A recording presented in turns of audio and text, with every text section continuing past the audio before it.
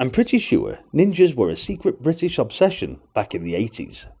Every video shop had at least one shelf filled with duff films of the Black Pyjama Brigade's antics. Then the computer game industry followed suit with their fair share of shuriken throwers. One of the first, and some would argue the birth of an absolute mega classic, was Last Ninja from System 3, released in 1987. Of course, history speaks for itself, but there are still those unaware of the Last Ninja's impact and long-lasting legacy. The Last Ninja reportedly has sold over 4 million copies worldwide, making it one of the best-selling Commodore 64 games of all time. In fact, you didn't need to have played Last Ninja long before you realised what you had in front of you was pretty special, and whilst it wasn't the last game of its type, it certainly stands out in my nostalgic memory bank. An arcade adventure, kind of in the same mould as Fist 2 or Way of the Tiger, but much better. The storyline was pretty impressive. According to the game's legend, the awesomely powerful ninja brotherhood of Togakuri Mountains was nigh on destroyed by the evil shogun Kunitoki, with a little help from his friends in the Netherworld. This happened while all of the ninjutsu were travelling to the island of Lin Fen to receive new teachings from the Koga Scrolls at the Shrine of the White Ninja. Kunitoki's wrath was escaped by one last ninja, Armakuni, for he was ordered to guard the Bunjinkan Shrine while his brethren were pilgrimaging. Eventually, Armakuni hears of his fallen brethren and sets out to take revenge on the evil shogun and all his followers. Enter one joystick-holding Last Ninja, which would be yourself, the ninja Armakuni. You are the last hope of the ninjutsu. The only way for you to stop Kunitoki is to successfully complete the 6 levels of the game and gain access to the inner sanctum of the palace, where your final goal is revealed. You are never told in which direction you need to go. This is something you must find out for yourself. Typically, you could start walking in a direction and see where it takes you, and there are often multiple paths to explore, and backtracking becomes a big part of the game.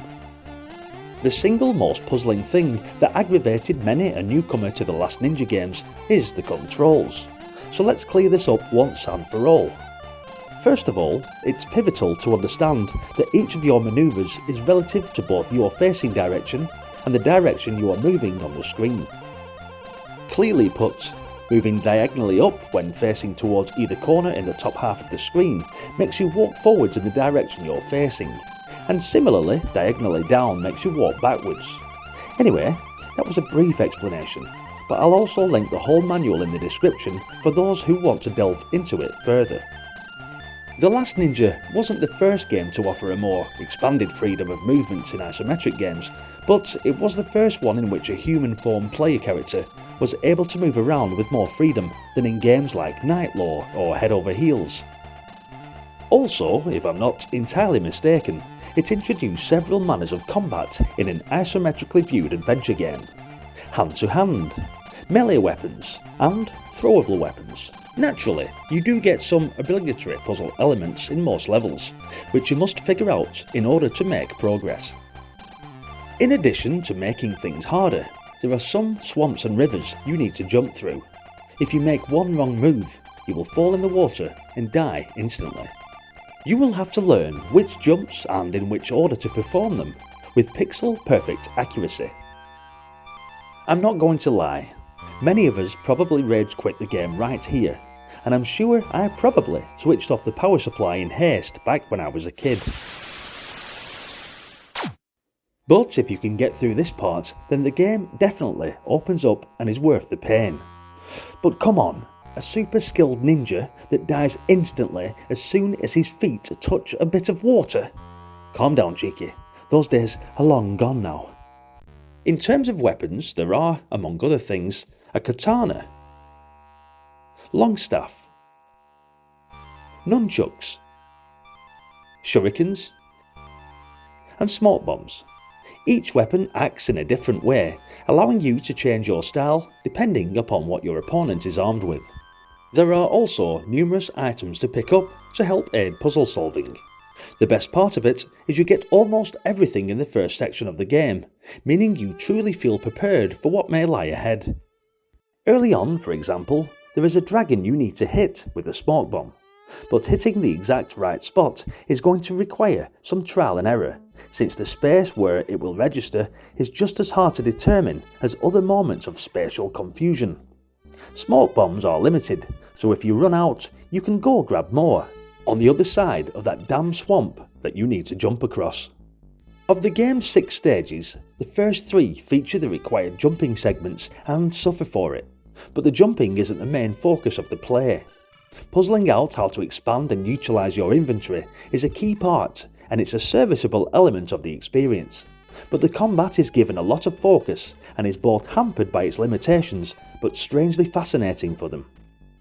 A sword, staff and some nunchaku can be used against enemies and have different strengths and weaknesses like power, range and how exactly the strikes are executed, but you can always kick no matter what is equipped if you need to make up for a specific shortcoming. The game has no sound effects at all, but Ben Daglish and Anthony Lees went to town on the music. Those tunes are just fantastic. They've been stuck in my head for decades, and I'm not the only one. This game has one of the best video game soundtracks of all time. The music is catchy and is strongly influenced by Oriental melodies. It fits the game perfectly and is truly powerful and emotional at the same time. The Last Ninja is a truly epic adventure game filled with groundbreaking stuff for its time. The game world is very imaginative and you'll have a blast exploring it and conquering its dangers. If you beat the game, you will most certainly be wanting more of the same. Good thing there is a sequel, Last Ninja 2 back with a vengeance. All in all, The Last Ninja is a classic game that deserves to be played by everyone. Stand up and take a bow, Kale, Best, Twiddy, Riley, Daglish, Lees and Snowball. And also a massive thank you to you for watching this video. Please hit the like button if you loved The Last Ninja and let me know your experiences with this game in the comment section. It's been a blast replaying this game once again, and I'll recommend you definitely give this one a try, as it's an absolute classic. Hit subscribe to follow me in unearthing some more classics just like this. There's plenty more games on the channel and more coming up right now. Hope to see you in the next one. Until then, bye for now.